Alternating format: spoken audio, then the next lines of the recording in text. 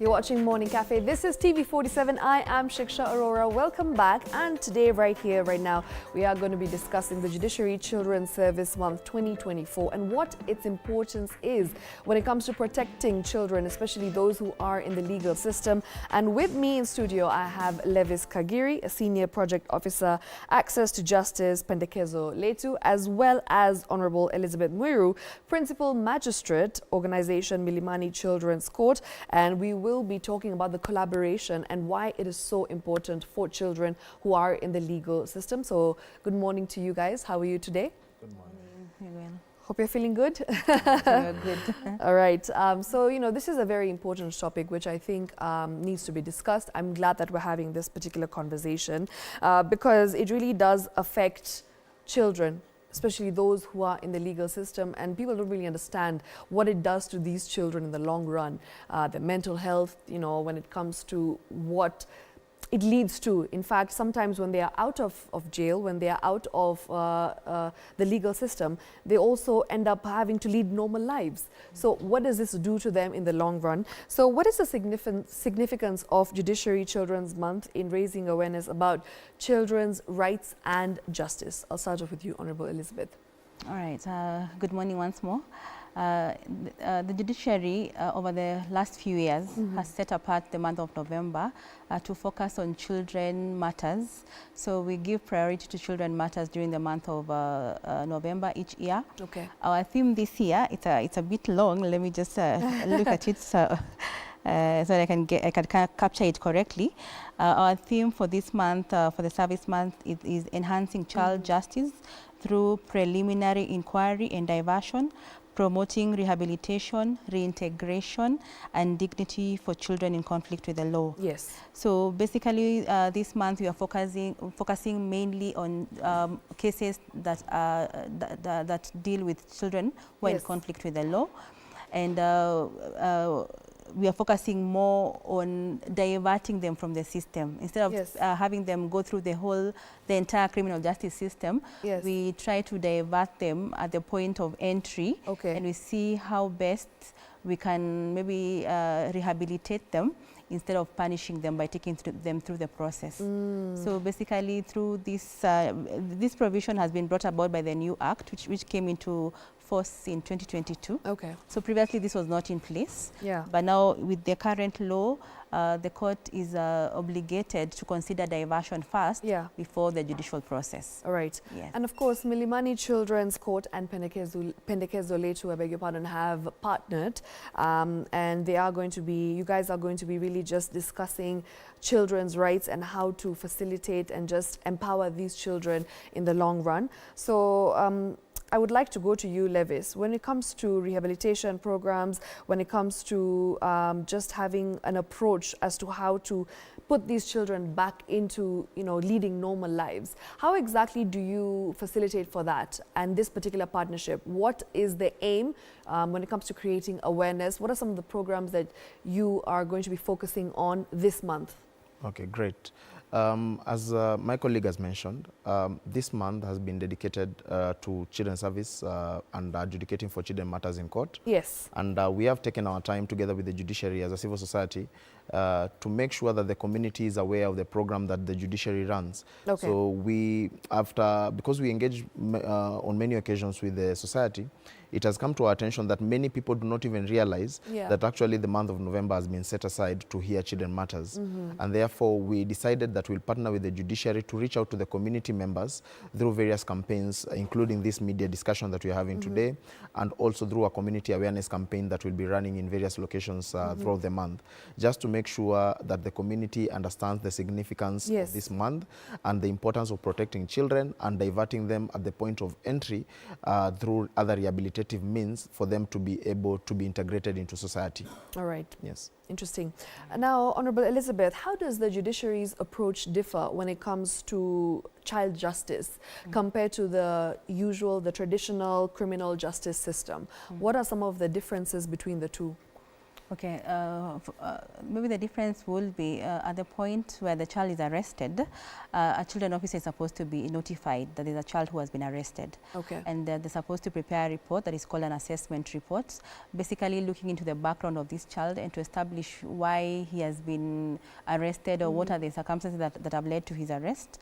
And then before this child is brought to court now, this assessment report is supposed to be availed to court as well. Okay. So at the point of when ordinarily for a normal adult or a person, when they come to court during plea, we just proceed with plea taking.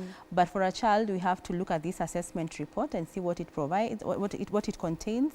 And then at that that first day when the child appears in court, there are other stakeholders who are also present. And that is included the children officer who did that assessment report at the time the child was arrested. Then there's the probation officer, the deputy, the DPP, Director of Public Prosecution. The parent of the child is supposed to be there, the child, the complainant. So the court has sort of tries to seek information from all these parties to assess the circumstances under which this child has found himself, him or herself in the justice system. Okay. So at that time, that's when you, upon hearing all the parties who are before you, that is when you make an assessment whether you need further information into the matter or whether this is a matter that we can proceed with directly to the judicial process. Because what we mainly look at to decide between diversion and the judicial process is where we look at the nature of the offense and also whether the child is willingly admitting to the offense and whether the parent also has consented to be a party to diversion. Because when we opt for diversion, all these stakeholders need to come together, and because this child is supposed to take responsibility, he also has to admit that to the offense, and he has to have a support system like a parent or a guardian who is ready to support him through whatever programs that diversion will provide. Okay. Yeah. Thank you for that. Now, Pendekezo, Letu, as well as the Milimani courts have come together, and this particular partnership is aimed at reducing the backlog of children's cases in the court and also just ensuring effective adjudication of children matters throughout this month of November. Yes. And how exactly are you going to make this happen? So the judiciary, through the Pro Bono Advocate Scheme, has dedicated resources for legal representation of children in conflict with the law, which is a service that has been there since the year 2016. The state allocates resources. Of course, through that time, we have noted, because we are also practicing advocates and we've heard from other advocates that there are extreme challenges in the disbursement of those funds, and the funds are also very little. So Pendekezo Letu came in and provided in a stipend for these advocates to be able to offer quality and effective legal representation for these children, because we also realized at the point of representation for a child is not just the legal aid that you are offering to the child. There are other social circumstances that you are also supposed to offer this child. For example, some of these children do not have parents, do not have guardians, they do not have people to visit them when they are arrested. And therefore, sometimes even you as an advocate or you as a lawyer, sometimes you even go to the extent of acting as a guardian, sometimes acting as a counselor. So, and sometimes because of the little resources that are offered by the state, because it's the child's right to have free legal representation, it makes it very hard for the advocates to even visit these children and even prepare effective legal representation for these children while they're in remand. Therefore, Pendekezo Letu came in to offer the stipend for the advocates to be able to be visiting the children while they are held up in various institutions, for them to be able to prepare effective defenses and quality defenses. We have also partnered with the judiciary to offer capacity building, because all these measures that are there and all these laws and policies that are there, if the partners and stakeholders in the system do not understand them, then it becomes ineffective. And therefore, the benefits that are supposed to be accrued by the children are not therefore forthcoming. So we partnered with the judiciary to offer capacity building to all the players, including the children officers on the preparation of the assessment reports, the police officers on the modalities of arrest of children and presentation to the ODPP. And the ODPP has even went ahead and prepared a training on diversion and plea bargaining, just to ensure that all the stakeholders understand that as far as possible, it is practically possible, these children cases are diverted at the earliest opportunity. All right. Now, Honorable Elizabeth, how exactly does the court try to address the special needs of these children when it comes to mental health, when it comes to their education, when they are undergoing the judicial process? So what are some of the things that have been set up just to make sure that the children's needs are addressed in a different way while the process is ongoing? All right. When a child is brought to court and maybe we decide that you're going to proceed with the judicial process, we first consider that we should not disrupt this child's education. If the child is in school, this is where the child is an offender. So we normally give reasonable bond to the child, or even you can even release the child on the surety of the parent, so that the parent just comes in and stands for the child and just confirms to the court that I'll be availing the child whenever the child is required. So that now we allow the child to continue with his life, and as much as he has a case before court, he can still go on with his schooling as he comes to court for the hearing. And in the case that the child is an orphan or doesn't have a guardian? So in case where the child does not have a guardian or a parent, we now have to remand them in a children's remand home. There's a children's remand home in Nairobi, but we normally say that remanding a child should be an order of last resort. If there's no one at all to take responsibility over this child when this process has begun, then if there's no other option, then we now place them in remand centers. But once they're in remand centers, we ensure that we fast track these matters. We do not want them to stay there for long, so we give ourselves a period of about 6 months to conclude the entire case. Then on the issue of child's mental health, if the court establishes, maybe then through the preliminary inquiry, that the child maybe needs a mental assessment or a mental intervention, we have a child psychologist on board. But maybe the problem is on remuneration. Maybe that's where stakeholders like when the Kenzo come in. But we have some who have offered to give pro bono services. So we normally refer them to those psychologists to maybe then they can present their reports to court. Then we can assess the circumstances of that child as we go along with the matter. Yes. Okay. Now, what measures are in place when it comes to the stigma that comes with an offender, especially a child? When it comes to these children who are in conflict with the law, what are some of the things that you do as Pendekezo to ensure that when they are reintegrated back to society, they aren't faced with stigma and discrimination? So we have a program on mediation, which we engage directly with all the stakeholders and the community directly, that these children will interact with once they are integrated back into the community. So one of the biggest issues that we realized in our programming is that, especially for children who had committed felony cases, that is serious offenses, it became very hard for them to be reintegrated back into the community because of the stigma and some follow-up with the police or the criminal justice system. And therefore, we decided that before reintegration, we'll be facilitating a mediation session between the police officers and other community leaders with these children, so that it becomes easy for them to be reintegrated. We also realized that some of these cases, the children had very bad relationships with their parents, and therefore it became a necessity for us to even do a counseling stroke a rehabilitation process for the parents, for them to be able to take them back. And in extreme cases where the children come from very poor background, we also realized that the reason why most of these children end up in crime, stroke in conflict with the law, is because of the poverty or the socioeconomic factors that they face. And therefore, we have put measures in place and programs that empower the families for them to be able to take up the child and make sure that the child is in a school. Okay. Right now, Honorable Elizabeth, maybe you could explain the concept of diversion, because when people hear this word, sometimes they're just like, what exactly does it mean in the context, especially of child justice? And how does it work to steer children away from these formal legal processes? Okay. All right. So the diversion essentially entails looking for an alternative other than the judicial process. Yes. And where we're sorry. Yes, so diversion is an alternative to the judicial process, whereby this we try as much as possible to rehabilitate the child instead of taking the child through the judicial process. So just a moment. Yeah, I'll just get you some water. Yeah, I don't know, I'm choking. Yeah.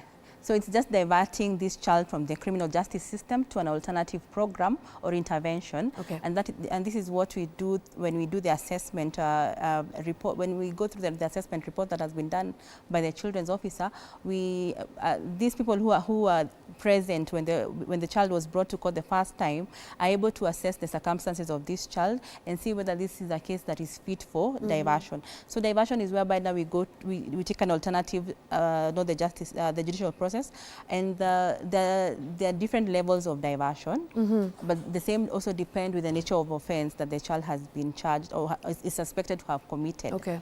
So there are 3 levels. The first one being whereby the child can even offer an apology to the person who maybe he wronged. Maybe the child can be taken for counseling services. Maybe a child can be taken even to a family can be returned to the family. Yes. Maybe you find that there's some children who are wayward and they have left their homes. Yes. Maybe of the social economic factors that Lewis is talking about. So maybe by being wayward, they keep themselves off the family, so the family members do not know where they are at any given time. Yes. So the court can give orders whereby this child is supposed to be reunited with the family, and we give some timelines on timelines on supervision to see whether he has reformed or he has changed his habit of maybe leaving the family and going to the streets or something like that.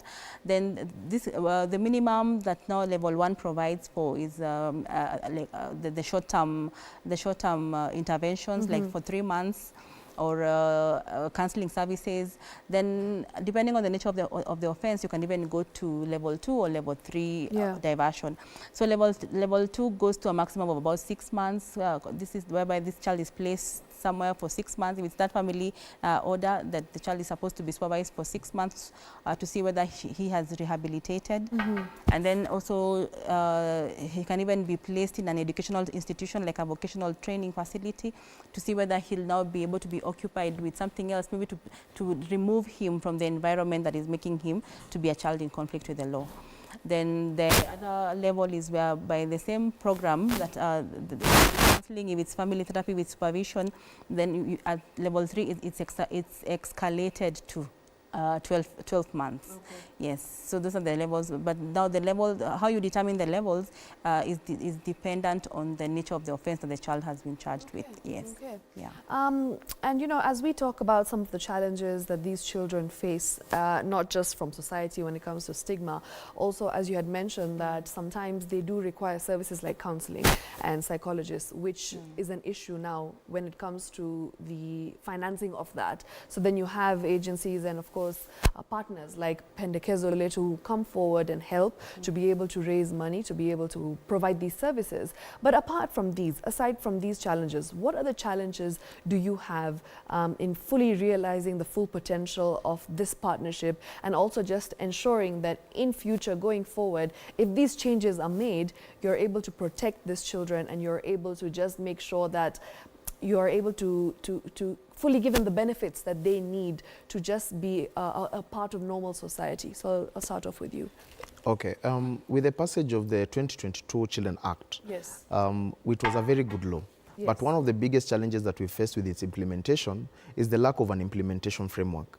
And an implementation framework to any law is the one that provides for resources for the implementation for that specific law. Yeah. So we had provisions like the need for us to have child protection units in all police stations in Kenya, whereby that is the place where children are supposed to be held before they are prepared to go into the judicial system. But unfortunately, without resources, our police stations cannot be able to have such a facility. We also had the requirement of psychologists to be placed in court. Without resources, state resources, it therefore becomes a challenge for us to have those psychologists in court. There was also a requirement for us to have special facility, all children in Kenya have legal representation. And as I've mentioned, that is something that is actualized through the Pro Bono Advocate Scheme. But if you walk around our courts all around the country, except in Nairobi and most urban counties, most of our rural counties still do not have those Pro Bono Advocate Scheme, making it hard for children in those rural counties to have legal representation, as is the requirement in law. And therefore, the only thing that we as an organization and we as a society should be advocating for at the moment is the actualization of that implementation framework that will now force the state to allocate resources during its budgeting process for us to actualize the good provisions that have been provided for in law and policy. What about you, Honorable Yeah, Elizabeth? What even are your to thoughts add, on the same? yes, to add on what Any Lois, update so far? yes, maybe just a challenge as well that is there. Like you asked whether a child does not have a parent or a guardian, where do you place them? So in Nairobi, at least there's the remand center where we can place them. But in other areas of the country, you find that there are no remand homes specifically for children. So at times it becomes difficult to place these children to find a place to place these children when they have no one else who is ready to take them in during the judicial process. The other challenge is also the challenge of like when we are doing these assessment reports, so much is required that all these stakeholders come on board so that we're able to now assess this child's circumstances. So you find at times we're not able to synchronize properly because of maybe issues to do with resources or manpower. The different stakeholders. Yes, on manpower. But at least as we go by through court users, we are able to have a sit down to agree on the ways that we can try and improve to ensure that we deliver services to these children without too much delay. Yes. Okay. Yeah. And you mentioned what diversion is, and I'd like to now focus on the positives. And maybe you can share some success stories of how diversion programs have really just been fruitful for these children, and especially when it comes to their future and reintegration into society as well. So how does diversion help these children? Yes, diversion helps in that it allows this child an opportunity to, like a second chance in life, so to speak. To lead a normal life. Yeah, to lead a normal life. And to avoid them from reoffending, or to be placed in a situation where they'll end up reoffending, because you know when they are placed in the system, they might now end up being what's the word, like hardcore. Yes, they are radicalized by the system, because now when they go there, like when they are placed in remand centers, they find other children, and maybe what brought you to the justice system was just a very petty offense. Yeah, but now you end up doing a more serious offense because of the circumstances under which you found yourself in the remand centers. Then also it helps, it brings the society together that we all come together to improve the life of this child. Because you see now, even as you're doing diversion, there's a complainant in the picture. Yeah. So this complainant also has to appreciate that, okay, in as much as this child did you wrong, this child is still a child. So that if we are to approach it through a rehabilitation point of view as opposed to a punishment point of view, in the long run it will be to the benefit of this child and the society in future, because the children are our future. Yes. So as opposed to taking them through the system, then they become hardcore, then they end up being adults who are not responsible adults. Yeah. Yes. Okay. And Levis, how can we ensure that the children in conflict with the law are treated in a way that will actually nurture their growth and just be able to make them feel like normal human beings, and as you said, give them a second chance to life rather than alienating them further from society? I think it starts from us as a society seeing children as children, and seeing all children, all of them, whether in conflict with the law or just a normal child in the society, as a child. We should not place a barrier that this is a child in conflict with the law and this is a normal child. We should see all of them as children, as the same. And therefore, it's just, we need a societal mind shift of how we treat our children, because majority of these children end up in the system because of the mistakes we as a society have done, or what they see as a society doing. Yeah, because children do pick up things that they're seeing. Yes. Because if you go to our remand homes and do a normal survey, many of our children are there because of offenses like defilement, and on most occasions it's normal teenage relationships.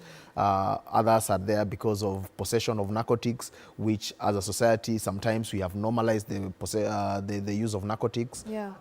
So it's just us as children, as a society, taking care of our children better and seeing them as children and ensuring that they realize their maximum potential as they grow up. Yeah. And it's very important, I think, also to maintain their dignity throughout the entire process. Honorable Elizabeth, maybe you can highlight how exactly the judiciary comes into play when it comes to maintaining the dignity of this child throughout the justice system. All right. So at the point of arrest, when the child is brought to court, the child has a right to privacy. Okay. The proceedings are normally done in camera. If if we're in a courtroom setting, then if there are other people in the courtroom, they're requested to leave. So we just left with the child and the parties who are involved in that matter. And let me just cut you short. There also another question when it comes to media engagement, because you know sometimes these are high-profile kids. They come from families that are known. Yes. So in such situations, is the media allowed to cover this or not at all? No. In most cases, we don't allow the media to cover the stories involving children. And then we also initialize their names so that now this child is not known by his actual names. We just say if it's Elizabeth, it's E something. So that we can try as much as possible to hide their identity. Then even as we take them to the remand centers or the rescue centers, we as a court, we make plans to go and visit those centers just to see the kind of conditions that they're living in. Yeah. And maybe when they come to court and maybe they complain that I'm unwell or something happened to me, we either refer them to hospital or we also try to establish what is happening to this child when in the remand center, and then maybe we can even call the in charges, or through our CUCs we can address these issues. Okay. Yes. All right. And you know, as time has come to an end, it's time to just wrap up. I'd like you guys to give your parting shots about the Judiciary Children's Service Month and basically what you would like to tell people who are watching, who are part of the greater community. Okay. So in the service month, we have prioritized matters to do with, or cases to do with children in conflict with the law. So we have sent out notices to the parties because, you know, this whole process involves a lot of people. So there's the DPP, the pro bono councils that Mr. Lewis is talking about, the witnesses, and you find in some instances the witnesses are also children. Okay. So we have, the month of November is set aside particularly because to allow all these children come to court when they are on holiday, so that now we are able to fast track the cases this time when they're at home. So I think at the end of the day, what I will say is that as a society, we all have a role to play in our children's lives. I think as the old adage goes, that it takes a village to raise a child. Yeah. So even the Children's Act has provided that for us, because now we are required as stakeholders to come together to try and have a way out for this child who has found himself in the justice system. Okay. But we also try to, as this child comes into the justice system, we ensure that we take into paramount consideration the best interest of this child. Okay. Yes, by ensuring that his rights are not infringed even as he comes through the justice system, and even maybe to just call on the society, even maybe if it's a complainant, you know, there's some a party who's aggrieved might think that the court is being lenient on this person. Yes, because it's a child. Yeah, because it's a child. So maybe just to reach out to members of the society, parents, to just take more responsibility when it comes to their children. Thank you very much. Yeah. And what about you, Lewis? Very quickly, because we're running out of time. Okay. I just want to encourage the society and the members of the community that if you know of any children case that is there, follow up with the relevant or respective court in your area and make sure that it is handled within this month. And also, as we conclude these cases, we want to ask the society to support the children in their integration so that they can easily reintegrate and be able to be supported in the community. All right, thank you so very much. I appreciate your time. That is Lewis Kagiri and Honorable Elizabeth Muiru. Once again, quite an important topic, and I'm glad that we were able to discuss it at length when it comes to the Judiciary Children's Service Month